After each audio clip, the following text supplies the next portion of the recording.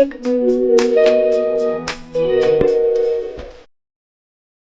Everyone, ನಮಸ್ತೆ ಎಲ್ಲರಿಗೂ. ಹೇಗಿದ್ದೀರಾ ಎಲ್ಲರೂ? ಐ ಹೋಪ್ ಎಲ್ಲರೂ ಚೆನ್ನಾಗಿದ್ದೀರಾ ಅಂತ ಅನ್ಕೊಂಡಿದ್ದೀನಿ. ಸ್ನೇಹಿತರೆ, ಇವತ್ತಿನ ವಿಶೇಷ ಬ್ಲಾಗ್ಗೆ ಎಲ್ಲರಿಗೂ ಸ್ವಾಗತ. ಸೊ ಇವತ್ತಿನ ದಿನ ಏನು ವಿಶೇಷ ಅಂದರೆ, ಇವತ್ತು ಇಂಡಿಪೆಂಡೆನ್ಸ್ ಡೇ ಒಂದು, ಇನ್ನೊಂದು ಶನಿವಾರ. ಸೊ ಶನಿವಾರ ನಾನು ಸ್ಪೆಷಲ್ ಆಗಿ ಏನು ಮಾಡ್ತೇನೆ ಅನ್ನುವಂಥದ್ದು ಈ ಒಂದು ಬ್ಲಾಗಲ್ಲಿ ಹೇಳಿದ್ದೇನೆ. ಸೊ ನೋಡಿ, ಫಸ್ಟ್ ನಾನು ಈಗ ಏನಂದರೆ ಹೂಗಳನ್ನು ಬಿಡಿಸಿಟ್ಕೊಳ್ತೇನೆ. ಸೊ ಹೂಗಳು ಇಂಪಾರ್ಟೆಂಟ್ಸ್. ಶನಿವಾರ ನನಗೆ ಹೂವು ಅಂದರೆ ಬೇಕೇ ಬೇಕಾಗತ್ತೆ. ಸೊ ಹೂವುಗಳನ್ನೆಲ್ಲ ಬಿಡಿಸಿಟ್ಕೊಂಡು ಅವುಗಳನ್ನು ಸ್ವಲ್ಪ ವಾಶ್ ಮಾಡಿದರೆ ಫ್ರೆಶ್ ಆಗ್ತಾವಲ್ವ. ಸೊ ಹೂಗಳನ್ನು ಬಿಡಿಸಿಟ್ಕೊಳ್ತೇನೆ. ಸೊ ಒಂದು ವಾರದಲ್ಲಿ ನೀವು 50 ರುಪೀಸ್ದು ಈ ಥರ ಹೂಗಳನ್ನು ತಿಂಡಿಟ್ಕೊಂಡ್ರೆ ಚೆನ್ನಾಗಿರುತ್ತೆ. ಯಾಕಂದರೆ ಪ್ರತಿದಿನ ದೇವರಿಗೆ ಹೂವನ್ನು ಏರಿಸಿ ನಾವು ಪೂಜೆಯನ್ನು ಮಾಡಬಹುದು. ಸೊ ನಾವು ಇದ್ದಂಥ ಮನೆಯಲ್ಲಿ ಅಥವಾ ನಾವು ರೆಂಟಲ್ಲಿ ಇದ್ದೇವಲ್ವ, ಸೊ ಈ ಮನೆ ಹತ್ರ ಸುತ್ತಮುತ್ತ ಎಲ್ಲಿ ಹೂವಿನ ಗಿಡ ಇಲ್ಲ ಅಷ್ಟೊಂದು. ಹಾಗಾಗಿ ನಾನು ವಾರದಲ್ಲಿ ಅಂದರೆ ಇವಾಗ ಸಂಡೇ ನಾವು ಮಾರ್ಕೆಟಿಗೆ ಹೋದರೆ ಹೂಗಳನ್ನು ತಂದುಬಿಡ್ತೇವೆ. ಒಂದು 50 ರುಪೀಸಿಂದ ಹೂಗಳನ್ನು ತಂದುಬಿಡ್ತೇವೆ. ಓಕೆ.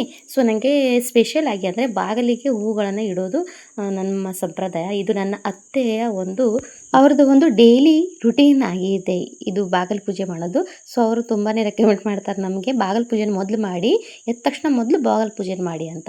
ಸೊ ಬಾಗಿಲು ಪೂಜೆ ಮಾಡಿದರೆ ನಮಗೂ ಕೂಡ ಅಷ್ಟೇ ತುಂಬಾ ನೆಮ್ಮದಿ ಸಿಗುತ್ತೆ ಮನಸ್ಸಿಗೆ. ಸೊ ಹಾಗಾಗಿ ಹೇಳಿದೆ, ಬಾಗಿಲು ಪೂಜೆ ಮಾಡೋದು ತುಂಬ ಒಳ್ಳೆಯದು. ಬೆಳಗ್ಗೆ ಎದ್ದ ತಕ್ಷಣ ಸ್ನಾನ ಮಾಡಿಕೊಂಡು ಅಥವಾ ಕೈಗಾಲು ಮುಖ ತೊಳ್ಕೊಳ್ಳಿ, ಮೊದಲು ಬಾಗಿಲು ಪೂಜೆಯನ್ನು ಮಾಡಿ. ಓಕೆ, ಸ್ನಾನ ಮಾಡಿದ್ರೆ ಬೆಟ್ರ್. ಓಕೆ, ಸ್ನಾನ ಮಾಡಿಕೊಂಡು ಬಾಗಿಲು ಪೂಜೆ ಮಾಡಿಬಿಟ್ರೆ ಇಡೀ ದಿನ ನಮಗೆ ಶಾಂತಿದ ಅಂದರೆ ಸ್ವಲ್ಪ ನೆಮ್ಮದಿಯಿಂದ ಇರಬಹುದು, ಏನೋ ಒಂದು ಖುಷಿನ ಸಿಗುತ್ತೆ.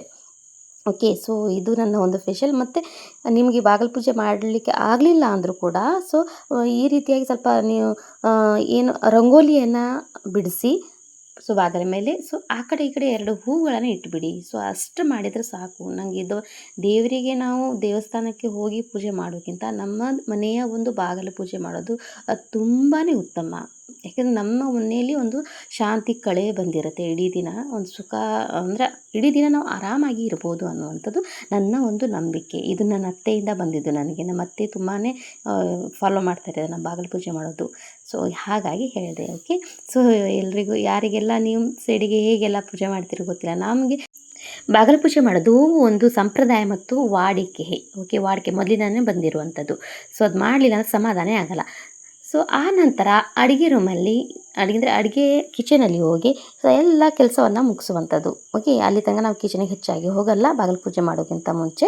ಸೊ ಬಾಗಿಲು ಪೂಜೆ ಮಾಡಿದ ನಂತರನೇ ಕಿಚನಲ್ಲಿ ಹೋಗಿ ಎಲ್ಲ ಕ್ಲೀನಿಂಗನ್ನು ಮಾಡುವಂಥದ್ದು. ಸೊ ಇದಕ್ಕೆಲ್ಲ ಕ್ಲೀನಿಂಗನ್ನು ಮುಗಿಸಿ ಆನಂತರ ಮಕ್ಕಳಿಗೆ ತಿಂಡಿಯನ್ನು ಮಾಡಿಕೊಟ್ಬಿಟ್ಟು ಆನಂತರ ಏನಂದರೆ ಮಕ್ಕಳಿಗೆಲ್ಲ ತಿಂಡಿ ಮಾಡಿಕೊಟ್ಟ ನಂತರ ನಾನು ಇವತ್ತಿನ ವಿಶೇಷ ಅಂದರೆ ಹೇಳಿದಲ್ವಾ, ಶನಿವಾರದ ವಿಶೇಷ ಅಂದರೆ ಫ್ಲವರ್ ಪಾಟ್ಗಳನ್ನು ಕ್ಲೀನ್ ಮಾಡುವಂಥದ್ದು. ಸೊ ವಿಶೇಷವಾಗಿ ನಾನು ಇಟ್ಟುಕೊಳ್ಳುವಂಥ ಒಂದು ಕೆಲಸ ಏನಂದರೆ, ವಾರದಲ್ಲಿ ಫ್ಲವರ್ ಪಾಟ್ಗಳೇನಿದ್ದಾವೆ ನಮ್ಮ ಪ್ಲಾಂಟ್ಸ್ ಹಚ್ಚಿದ್ವು, ಸೊ ಆ ಪಾಟ್ಸ್ಗಳನ್ನು ಕ್ಲೀನ್ ಮಾಡಿ ಏನಾಗಿದ್ವು ಅದನ್ನು ನೋಡಿ ಸೊ ನೀರುಗಳನ್ನು ಹಾಕುವಂಥದ್ದು. ಸೊ ಈ ಒಂದು ಕೆಲಸವನ್ನು ನಾನು ಹೆಚ್ಚಾಗಿ ಶನಿವಾರವನ್ನು ಇಟ್ಕೊಳ್ತೇನೆ. ಸೊ ರೆಂಟ್ ಮನೆ ಆದರೂ ಕೂಡ ನನಗೆ ಫ್ಲವರ್ ಅಂದರೆ ಪ್ಲಾಂಟ್ಸ್ಗಳನ್ನು ಹಚ್ಚೋದಂದರೆ ಭಾಳ ಇಷ್ಟ, ತುಂಬಾ ಇಷ್ಟ.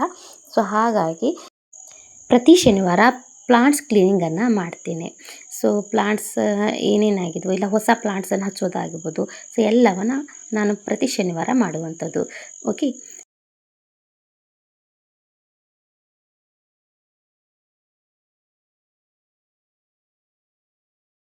ಗಾಯ್ಸ್, ನಾವು ರೆಂಟ್ ಹೌಸಲ್ಲಿ ಇರೋದಕ್ಕಾಗಿ ಹೆಚ್ಚು ಪಾಟ್ಸ್ಗಳು ಇಲ್ಲ ನಮ್ಮ ಮನೆಯಲ್ಲಿ.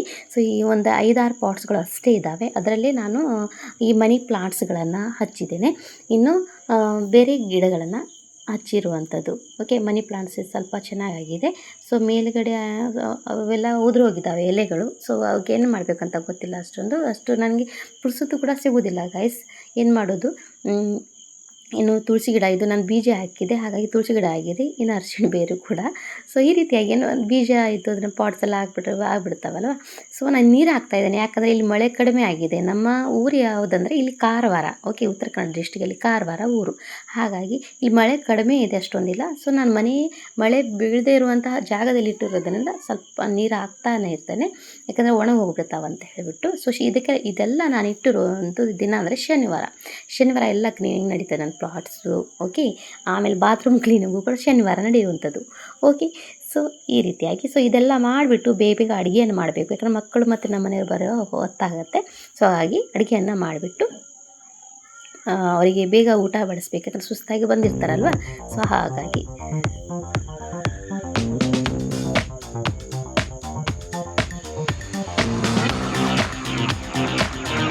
ಸೊ ಅಷ್ಟರಲ್ಲೇ ನಮ್ಮ ಮನೆಯವರು ಕೂಡ ಬಂದುಬಿಟ್ರು. ಅಡುಗೆ ಮಾಡ್ತಾನೆ ಇದ್ದೆ, ಅಷ್ಟರಲ್ಲೇ ಬಂದುಬಿಟ್ರು. ಸೊ ಅವ್ರು ಬಂದ ತಕ್ಷಣ ಅವರಿಗೆ ಸ್ವಲ್ಪ ಏನಾದರೂ ಕೋಲ್ಡ್ ಕೊಟ್ಟರೆ ಚಲೋ ಆಗ್ತದೆ ಹೇಳಿ ಮಜ್ಜಿಗೆನೆಲ್ಲ ಇಡ್ತಾಯಿದೆ ಫ್ರಿಜ್ಜಲ್ಲಿ. ಓಕೆ, ಸೊ ಈಗ ಸುಸ್ತು ಹಾಕ್ಕೊಂಡು ಬಂದಿರ್ತಾರೆ. ಓಕೆ, ನಗ್ತಾ ಇದ್ದಾರೆ ನಂಗೆ ನೋಡಿ, ಏನು ವಿಡಿಯೋ ಮಾಡ್ತಾ ಇದೆಯಾ ಅಂತ ಹೇಳ್ಬಿಟ್ಟು. ಓಕೆ, ಅವರಿಗೆ ಇವಾಗ ಬಿಸಿಲಲ್ಲಿ ಬರ್ತಾರಲ್ವ, ಸ್ವಲ್ಪ ಸುಸ್ತು ಹಾಕ್ಕೊಂಡು ಬರ್ತಾರೆ. ಹಾಗಾಗಿ ಅವರಿಗೆಲ್ಲ ಫ್ರೆಶ್ ಆಗೋ ತನಕ ನಾನು ಅವರಿಗೆ ಮಜ್ಜಿಗೆಯನ್ನು ಮಾಡಿಕೊಡ್ಬೇಕು. ಓಕೆ, ಅವ್ರ ಮುಖದಲ್ಲೇ ಸ್ವಲ್ಪ ಸ್ಮೈಲಿಂಗ್ ಇದೆ ನೋಡಿ, ಯಾಕಂದರೆ ವಿಡಿಯೋ ಮಾಡ್ತಾ ಇದ್ದಾಳೆ ಅಂತ ಹೇಳ್ಬಿಟ್ಟು. ಮಜ್ಜಿಗೆಗೆ ಸ್ವಲ್ಪ ಉಪ್ಪನ್ನು ಹಾಕಿಬಿಟ್ಟು ಕಲಸಿ ಅವರಿಗೆ ಕೊಟ್ಟರೆ ಸ್ವಲ್ಪ ತಂಪಾಗುತ್ತೆ. ಹೊರಗಡೆಯಿಂದ ಬಂದವರಿಗೆ ಮಜ್ಜಿಗೆ ಕೊಟ್ಟರೆ ತುಂಬ ತಂಪಾಗುತ್ತೆ ಹೊಟ್ಟೆಗೆಲ್ಲ. ಮಕ್ಕಳಿಗೂ ಕೂಡ ಕೊಡಿ. ಸೊ ಹೊರಗಡೆದು ಏನು ಕೋಲ್ಡನ್ನು ಕೊಡಬೇಡಿ ಯಾರಿಗೂ ಕೂಡ. ಸೊ ಇದು ನನ್ನ ರೆಕಮೆಂಡ್. ಓಕೆ, ಸೊ ಮಜ್ಜಿಗೆ ಮಾಡಿ ಇಟ್ಕೊಳ್ಳಿ. ಓಕೆ, ನೀವು ಏನು ಮೊಸರು ಮಾಡಿರ್ತೀರಲ್ಲ, ಸೊ ಮೊಸರಿಂದ ಮಜ್ಜಿಗೆಯನ್ನು ಮಾಡಿ ಇಟ್ಕೊಳ್ಳಿ. ಮೊಸರು ಕೊಡ್ಬೇಡಿ, ಮೊಸರು ಸ್ವಲ್ಪ ಹೀಟ್ ಆಗುತ್ತೆ.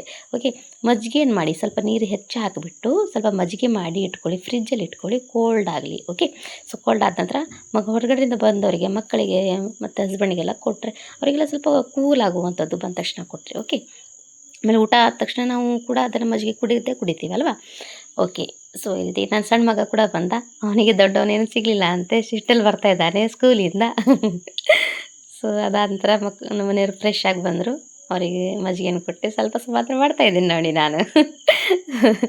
ಸೊ ಈ ರೀತಿಯಾಗಿ ಸ್ವಲ್ಪ ಅವರಿಗೆ ಏನು ಮಾಡೋದು ಆಗ್ತಾ ಇದ್ದಾರೆ ಅವರು. ಓಕೆನಾ, ಸೊ ಅವ್ರಿಗೆ ಇಟ್ಕೊಂಡು ನಮ್ಮ ದೊಡ್ಡ ಮಗ ಬಂದ ಈಗ. ಸೊ ಅವನಿಗೆ ನಿನ್ನೆ ಎಷ್ಟೇ ನಾನು ಯೂನಿಫಾರ್ಮ್ ತೊಗೊಂಡಿದ್ದೆ ಅಲ್ವಾ, ಏನು ಹೇಳಿ NCC ಯೂನಿಫಾರ್ಮು, ನಿಮಗೆ ತೋರಿಸ್ಲಿಕ್ಕೆ ನನಗೆ ಟೈಮ್ ಸಿಗಲಿಲ್ಲ. ಸೊ ಇವಾಗ ಹಾಕಿಕೊಂಡಿದ್ದಾನೆ ನೋಡಿ. ಇದೇ ಯೂನಿಫಾರ್ಮ್ಗೋಸ್ಕರ ನಿನ್ನೆ ಶಾಪಿಗೆ ಹೋಗಿದ್ವಿ ನಾವು. ಅದು ಈ ಯೂನಿಫಾರ್ಮನ್ನು ಬಿಟ್ಟು ಬೇರೆದೆಲ್ಲವನ್ನು ನೋಡ್ತಾ ಇದ್ದ. ಬೇರೆ ಬೇರೆ T shirt, sports T shirts, so ಅವನ್ನೆಲ್ಲ ಹಿಡ್ಕೊಂಡು ನೋಡ್ತಾನೆ ಇದ್ದ ಬರೀ. ಓಕೆ, ಇದೇ ಯೂನಿಫಾರ್ಮ್ ನಿನ್ನೆ ತೊಗೊಬರ್ಲಿಕ್ಕೆ ಹೋಗಿದ್ದು, ನಾವು ಪರ್ಚೇಸ್ ಮಾಡ್ಕೊಬಂದಿದ್ದು. ಸೊ ಇದೆಲ್ಲ ಸುಸ್ತು ತಗೊಬಂದೆ ನೋಡಿ, ಮುಖ ಎಲ್ಲ ಕಪ್ಪಾಗಿ ಹೋಗಿದೆ. ಓಕೆ, ಸೊ ಅವ್ರ ಅಪ್ಪನಿಗೆ ಮತ್ತೆ ತೋರಿಸ್ತಾ ಇದ್ದಾನೆ ಏನೇನು ಕೊಟ್ಟರು ಇವತ್ತು ಅಂಥೇಳಿ. ಏನೋ ಬ್ಯಾಚ್ ಕೊಟ್ರಂತೆ NCC ಆದ ನಂತರ. ಅದೇನೋ ಪರೇಡ್ ಇರ್ತದಲ್ವ, ಸೊ ಪರೇಡ್ ಮಾಡಿದ ನಂತರ ಅವ್ರಿಗೇನು ಬ್ಯಾಚ್ ಕೊಡ್ತಾರೆ. ಇದು ಫಸ್ಟ್ ಪರೇಡ್ ಆಗಿತ್ತು ಒಂದು. ಸೊ ಹಾಗಾಗಿ ಪರೇಡ್ ಆದ ನಂತರ ಇದು ಬ್ಯಾಚ್ ಕೊಟ್ಟರು ಅಂತ ಹೇಳಿ ನೋಡ್ತಾ ಇದ್ದಾನೆ. ಸೊ ಎಲ್ಲಿ ಹಾಕೋದು ಅಂತ ಅವ್ರ ಅಪ್ಪನಿಗೆ ತೋರಿಸ್ತಾ ಇದ್ದಾನೆ. ಇದು ಬ್ಯಾಚುಗಳು ಅವನಿಗೆ ಕೊಟ್ಟಿದ್ದಾರೆ ನೋಡಿ, ಫಸ್ಟ್ ಪರೇಡ್ದು NCCದು. ಸೊ ಗಾಯ್ಸ್, ಏನಂದರೆ ಸಂಜೆ ಟೈಮ್ಗೆ ನಾವು ಸ್ವಲ್ಪ ಹೊರಗಡೆ ಹೋಗೋದಿತ್ತು. ಅಂದರೆ ಈವ್ನಿಂಗ್ ಹೊರಗೆ ಹೋಗುವ ಅಂತ ಹೇಳಿಬಿಟ್ಟು ಹೀಗೆ ಕೂತ್ಕೊಂಡಿದ್ವಿ. ಸೊ ಈಗ ಹೊರಗಡೆ ಹೋಗೋದು ಸ್ವಲ್ಪ ರೆಡಿ ಆಗ್ತಾ ಇದ್ದೇನೆ. ಯಾಕಂದರೆ ನನಗೆ ಒಂದು ಲೈಟ್ ಬೇಕಾಗಿತ್ತು, ನನಗೆ ಬ್ಯಾಕ್ಗ್ರೌಂಡ್ಗಾಗಿ ಒಂದು ಲೈಟ್ ಬೇಕಾಗಿತ್ತು. ನನ್ನ ಎಜುಕೇಷನ್ ಚಾನಲ್ ಇನ್ನೊಂದಿದೆ, ಸೊ ನಾನು ಕಲಿಸ್ತೇನಲ್ವ ಮಕ್ಕಳಿಗೆ, ಹಾಗಾಗಿ ಸೊ ಅದು ಬ್ಯಾಕ್ಗ್ರೌಂಡ್ಗಾಗಿ ಒಂದು ಲೈಟ್ ಬೇಕಾಗಿತ್ತು. ಸೊ ಆನ್ಲೈನೆಲ್ಲ ನೋಡಿದೆ, ಅಷ್ಟೊಂದು ಚೆನ್ನಾಗಿ ನಂಗೆ ಸಿಗಲಿಲ್ಲ. ಸೊ ಅಮೆಜಾನಲ್ಲಿ ಸ್ವಲ್ಪ ರೇಟ್ ಇದೆ ಅದಕ್ಕೆ, ಹಾಗಾಗಿ ಇಲ್ಲಿ ತೊಗೊಳ್ಳಿಲ್ಲ. ಸೊ ಅಂಗಡಿಯಲ್ಲಿ ಕೇಳಿ ಬರುವ ಎಷ್ಟದ ಪ್ರೈಸ್ ಇದೆ ಅಂತ ಹೇಳಿಬಿಟ್ಟು ಹೋಗ್ತಾ ಇದ್ದೇವೆ. ಸೊ ಹಾಗೆ ಏನಾದರೂ ತಿನ್ಕೊಂಡು ಬರುವ ಮಕ್ಕಳಿಗೆ. ಇವತ್ತು ಶನಿವಾರ ಅಲ್ವಾ, ಇವತ್ತು ಸ್ವಲ್ಪ ರೆಸ್ಟ್ ಇರುತ್ತೆ. ಹಾಗಾಗಿ ಎಲ್ಲ ನೋಡಿ ಬಟ್ಟೆನ ಬೀಸಾಕಿದ್ದಾರೆ ಅವರು, ಹಾಕ್ಕೊಳ್ಳೋದ ನಂತರ ಬಟ್ಟೆನೆಲ್ಲ ಬೀಸಾಕೋದು. ಓಕೆ, ಸೊ ಈ ರೀತಿಯಾಗಿ ನೋಡಿ ಅವ್ರ ಅಪ್ಪನಿಗೆ ನಾನು ವಿಡಿಯೋ ಮಾಡಿದರೆ ಆಯಿತು. ನನ್ನ ಸಣ್ಣ ಮಗ ನೋಡಿ ಯಾವ ರೀತಿಯಾಗಿ ಮಾಡ್ತಾನೆ ಅಂತ. ಅದೇ ಏನೋ ಒಂದು ಮಾಡಿಬಿಡ್ತಾನಪ್ಪ, ಚುಡಾಯಿಸ್ತಾ ಇರ್ತಾನೆ. ಹಾಗೆ ನನ್ನ ಮನೆಯವರು ಅಷ್ಟೇ, ಅವರ ಸಣ್ಣ ಮಗನಿಗೆ ಚುಡಾಯಿಸಿ ಹೆಚ್ಚು.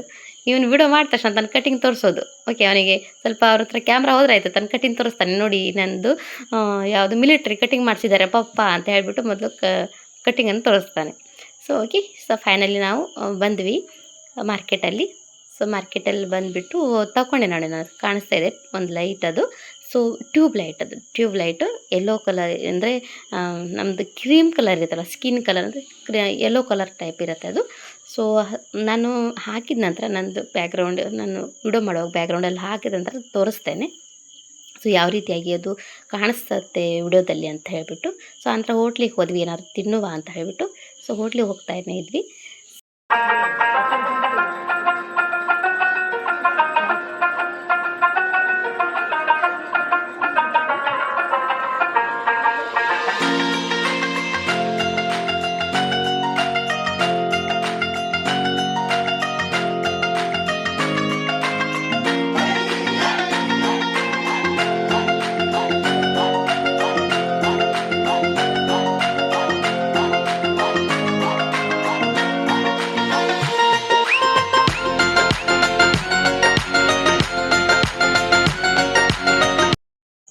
ಗಾಯ್ಸ್ ಏನಂದರೆ ಈ ಹೋಟೆಲಲ್ಲಿ ತುಂಬಾ ರಶ್ ಇದೆ ಅಂತ ಹೇಳಿಬಿಟ್ಟು ಬೇರೆ ಹೋಟ್ಲಿಗೆ ಹೋಗುವ ಅಂತ ಹೇಳಿ ಹೋಗ್ತಾ ಇದ್ದೀವಿ. ಸೊ ಬೇರೆ ಹೋಟ್ಲಲ್ಲಿ ನಾವು ತಿಂಡಿ ತಿಂದ್ಕೊಂಡು ಅಥವಾ ಏನಾದರೂ ಜ್ಯೂಸ್ ಕುಡ್ಕೊಂಡು ಹೋಗಿ ಮನೆಗೆ ಹೋಗುವ ಅಂತ ಹೇಳಿ ಹೋಗ್ತಾ ಇದ್ವಿ. ನಮ್ಮ ಮಗ ನೋಡು, ನನ್ನ ಮಗನಿಗೆ ವಿಡಿಯೋ ಮಾಡೋದು ಭಾಳ ಅವನಿಗೆ ಇಂಟ್ರೆಸ್ಟು. ಸೊ ವಿಡಿಯೋ ಮಾಡಿ ಅವನು ಸ್ವಲ್ಪ ಹಿಡಿ ಅಂತ ಹೇಳಿದ ತಕ್ಷಣ ಏನೋ ಒಂದು ಹೇಳ್ತಾನೆ ಇರ್ತಾನೆ ವಿಡಿಯೋದಲ್ಲಿ. ಓಕೆ, ಅವನಿಗೆ ಕನ್ನಡ ಹೆಚ್ಚಾಗಿ ಬರಲ್ಲ, ಹಿಂದಿನೇ ಮಾತಾಡೋದು. ಹಿಂದಿ ಬಿಟ್ಟರೆ ಇಂಗ್ಲೀಷು, ಅದು ಬಿಟ್ಟರೆ ಕನ್ನಡ ಹೆಚ್ಚಾಗಿ ಬರಲ್ಲ ಅವನಿಗೆ. ಸೊ ಮಾತಾಡ್ಲಿಕ್ಕೆ ಬರಲ್ಲ, ಹೆಚ್ಚಾಗಿ ಹಿಂದಿನೇ ಹೆಚ್ಚು ಮಾತಾಡ್ತಾನೆ. ಹಾಗಾಗಿ ಹಿಂದಿಯಲ್ಲೇ ಅವನು ವಿಡಿಯೋದಲ್ಲಿ ಮಾತಾಡೋದು, ಏನೇನೋ ಮಾತಾಡ್ತಾನೆ ಇರ್ತಾನಪ್ಪ. ಓಕೆ, ತಾನೇನು ಮಾಡಿದೆ ಹೇಗೆ ನಾನು ಬ್ಲಾಗ್ ಮಾಡಿದ್ದೀನಲ್ವ ಅದೇ ರೀತಿಯಾಗಿ ಅವನು ಮಾತಾಡೋದು ಹೆಚ್ಚು. ಓಕೆ, ಸೊ ಫೈನಲಿ ನಾವು ಬೇರೆ ಹೋಟ್ಲಿಗೆ ಹೋಗುವ ಅಂತ ಬರ್ತಾ ಇದ್ವಿ.